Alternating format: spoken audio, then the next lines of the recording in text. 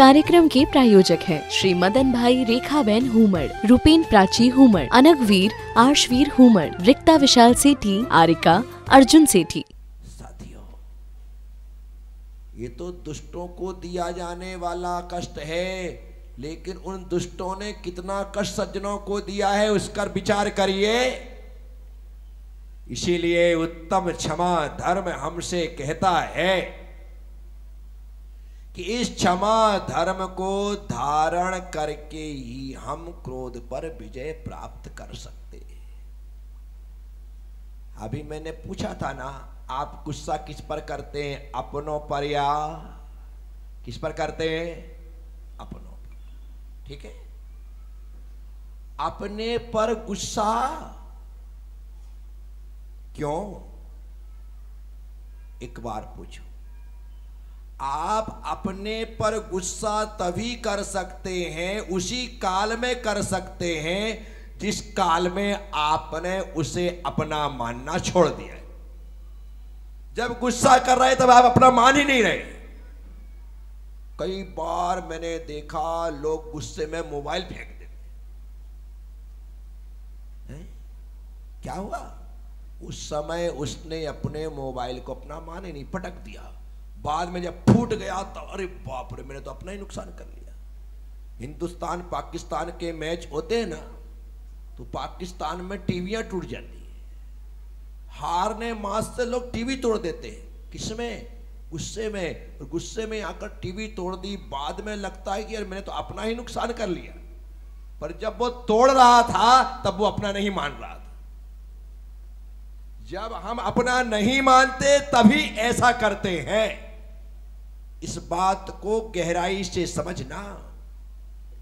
तो जिसे अपना माना है उसे पूरी हार्दिकता से अपना माने रहोगे तो कभी आप गुस्सा करने की बात तो दूर, बड़ी आंख करके भी नहीं दिखा पाओगे। इसीलिए उत्तम क्षमा धर्म जो है वो हृदय में धारण करने जैसा है। क्रोध का निवास स्थान यहाँ है। क्रोध कहाँ रहता है? क्रोध कहाँ रहता है? यहाँ। और क्षमा कहाँ रहती है?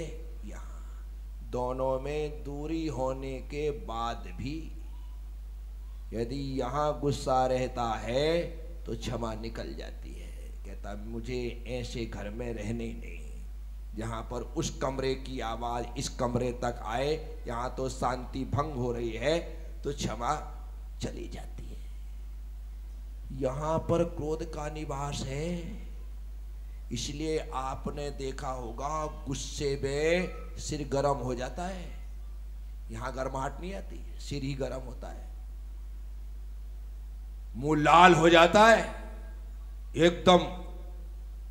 क्या हुआ? ये निवास स्थान है उसका।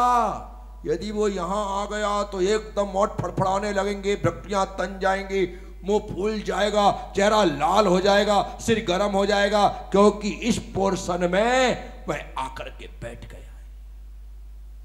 साथियों, मैं आप सबसे कहता हूं,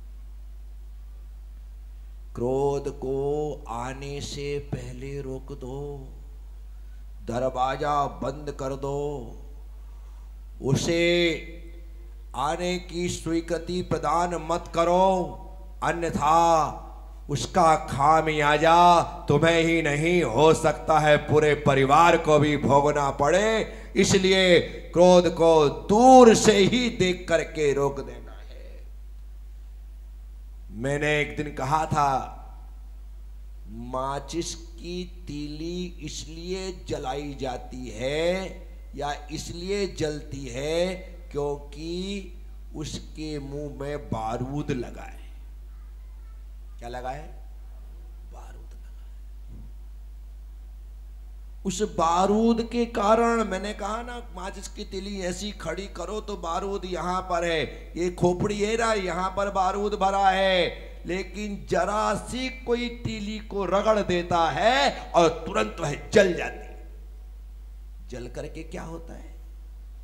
तीली जल करके अपना जीवन नष्ट कर ले।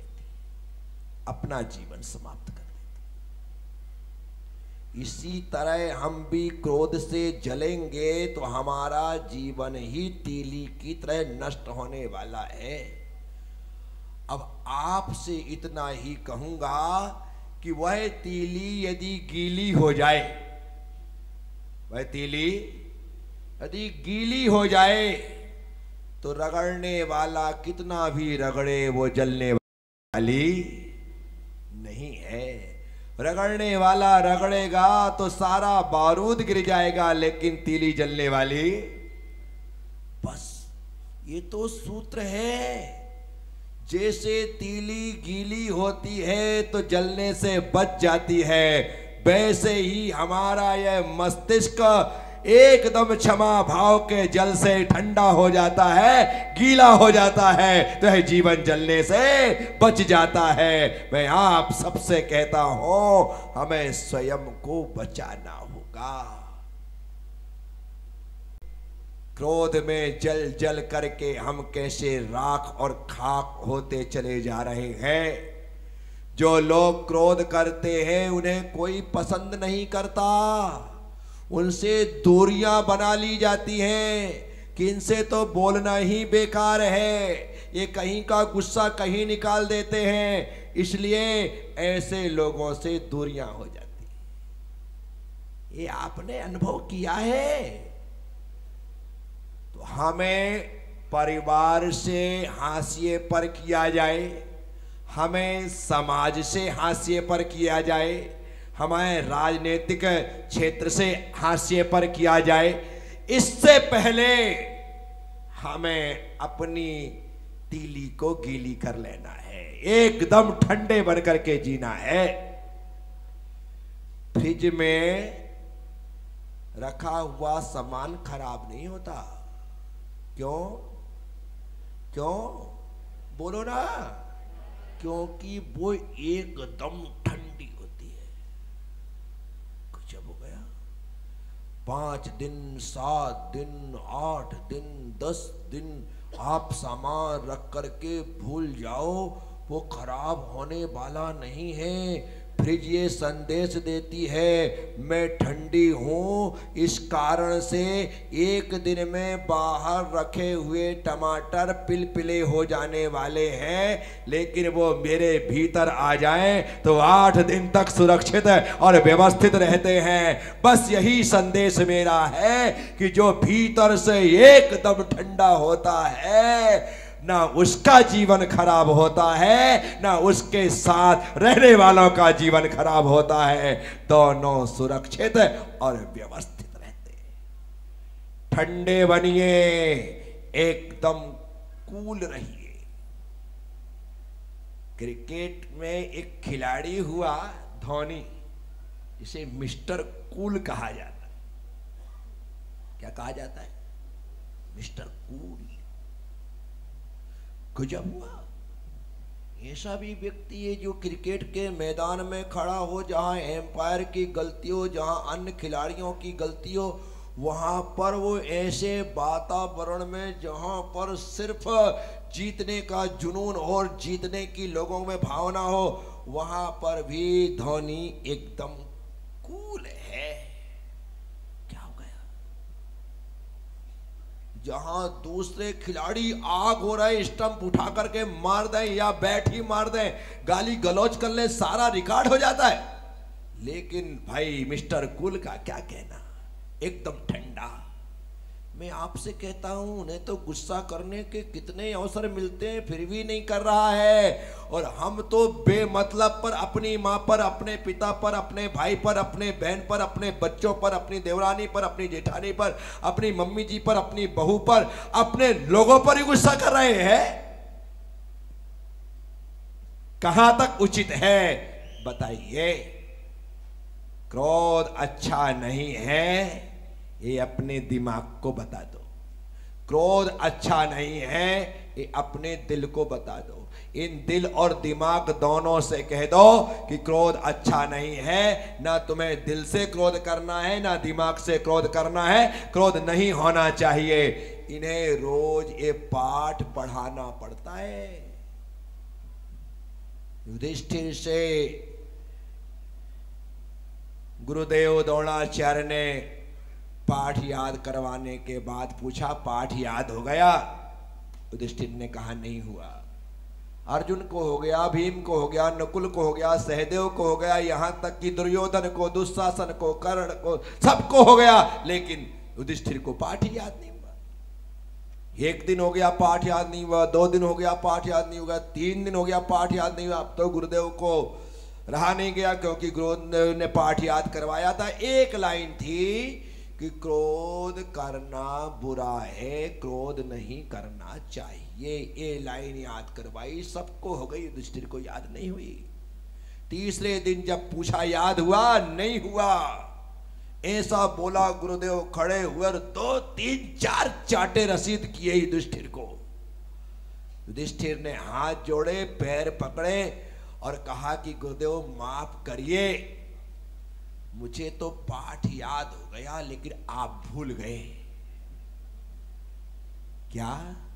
मुझे तो पाठ याद हो गया लेकिन आप भूल गए। पढ़ाने वाला ही भूल गया। तो हमें ये पाठ भूलना नहीं है, इस बात को याद रखना है। तो साथियों, पीड़े दुष्ट अनेक बांध मारे बहुविधि करें, धरिए क्षमा विवेक कोप न कीजे पीतिमा। कभी भी हमें क्रोध नहीं करना है, यह भाव हमारे मन में हमें संजो करके रखना है। आप सब लोगों ने सुना है, बोलने को तो बहुत सारी बातें और बहुत सा विषय होता है, बहुत लंबी चौड़ी चर्चाएं हो सकती है और मैं रोज कर ही रहा हूं, परंतु आप सबसे आज इतना ही कहूंगा कि आप अपनी पत्नी पर, अपने बच्चों पर और अपने माँ बाप पर गुस्सा नहीं करेंगे। इसके अलावा आपको जिस पे करना है सब पे करो। अपनी पत्नी पर, अपने माँ बाप पर और अपने बच्चों पर गुस्सा, स्त्रियों को अपने पति पर, अपने बच्चों पर और अपनी मम्मी जी पापा जी पर गुस्सा, बस इतनों पर गुस्सा नहीं करना है, अर्थात 5 लोगों पर गुस्सा करने का त्याग। बाकी आप अपने भाई पर कर सकते, अपनी बहन पर कर सकते, अपने अड़ोसी पड़ोसी पर कर सकते, अपने यार दोस्तों पर कर सकते, सब पर, सिर्फ 5 पर नहीं करना है। कितने पर? पत्नी 1, माँ बाप 2, मतलब 3 और 2 बच्चे, कुल मिलाकर कितने हुए? 5 पर गुस्सा पक्का।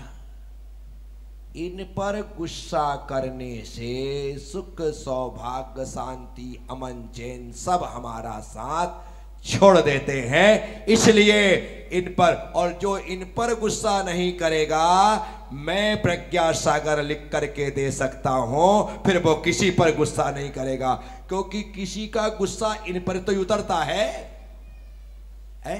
गुस्सा किसी का उतरेगा इन पर। झगड़े हुए बाहर, झेले पत्नी, गलत हो गया। झगड़े हुए बाहर, झेले बच्चे।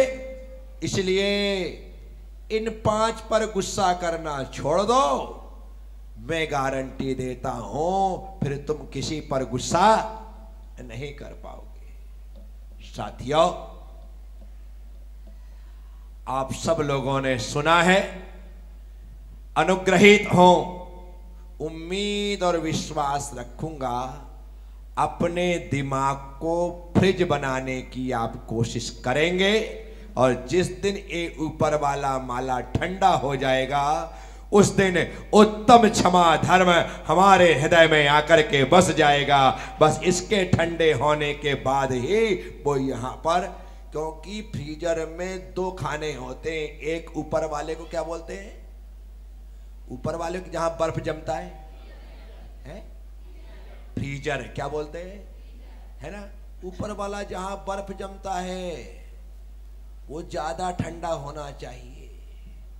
ये वाला पोर्शन ये फ्रीजर है, यहाँ पर आइसक्रीम जमेगी, यहाँ पर तो सब्जियां, पानी की बोतलें, ये सब रखी जाती हैं। इसको ज़्यादा ठंडे करने की आवश्यकता, परंतु ये ठंडा होगा तो ये ठंडा होगा, ये गारंटी है। इसलिए अपने मस्तिष्क को, फ्रीजर को एकदम स्वस्थ और ठंडा बना करके रखें, आपका जीवन भी आपके अनुकूल होगा।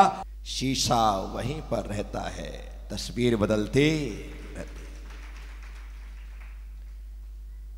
किस्मत है आज अर्श पर है तो कल फर्श पर हो सकती, आज आसमान पर है तो कल जमीन दोज हो सकती है। चक्र है चलता रहेगा। मान सूरज ने किया आकाश में चढ़ते हुए, मान सूरज ने किया आकाश में चढ़ते हुए। शाम को देखा जगत ने सूर्य को ढलते हुए, शाम को देखा जगत ने सूर्य को ढलते हुए। एक दिन में सूरज की स्थिति ऐसी हो सकती है तो हम तो दिए हैं। सूरज रात दिन भर चमक करके ये संदेश देता है कि सुबह चढ़ रहा था मैं, शाम को ढल रहा हूं मैं। दीपक रात भर जल करके संदेश देता है, रात भर जल रहा था मैं, सुबह बुझ रहा हूं मैं। दिया बुझने के बाद लोग दीपक की, दिए की कोई कदर नहीं करते हैं, उठा करके कचरे के ढेर में फेंक देते हैं। किस बात का गुरूर, किस बात का गुमान, क्या है हमारे पास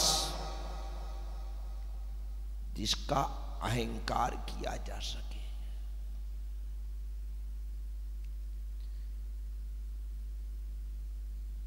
कल जो राष्ट्रपति थे ना, आज वे पूर्व राष्ट्रपति हैं। इस कार्यक्रम के प्रायोजक हैं श्री मदन भाई रेखाबेन हुमड़, रूपेन प्राची हुमड़, अनगवीर आर्शवीर हुमड़, रिक्ता विशाल सेठी, आरिका अर्जुन सेठी।